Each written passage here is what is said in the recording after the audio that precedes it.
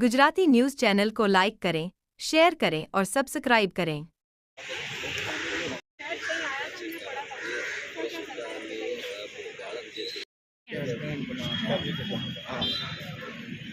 नौकरी करे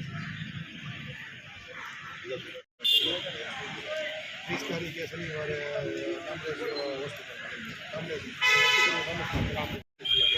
બધી અમને જાણ કર્યું છે પણ અમે કર્યું જ નહીં. અર્થે લાવવામાં આવ્યા છે અને મોતનું સાચું કારણ જાણવામાં આવશે. પરિવારજનો નો ફોટો છે તમારી જોડે?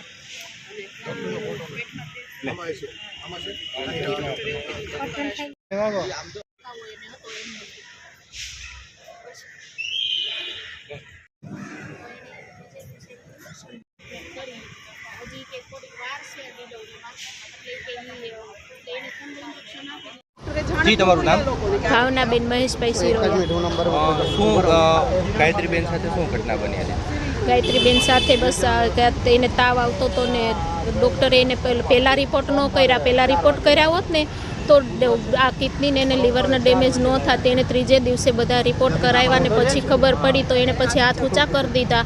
એણે એમ કીધું કે આ કિરણમાં જાવ ને સ્મીમેરમાં અમને ઇમરજન્સીમાં તાત્કાલિક અહીંયા અમે સ્મીમેરમાં આવ્યા અને અહીંયા આવ્યા એટલે એમ કીધું કે બાળકના ધબકારા તો બંધ જ છે અને એ લોકોએ અમે આવ્યા ત્યાં સુધી કીધું બાળકના ધબકારા ચાલુ છે.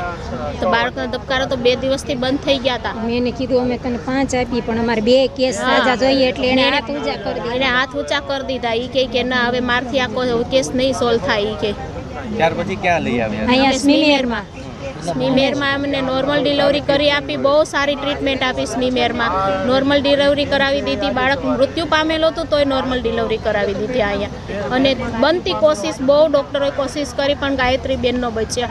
હવે અમારે ન્યાય જોઈએ. શું તમારી માંગ છે? બસ અમારે ન્યાય જોઈએ છે.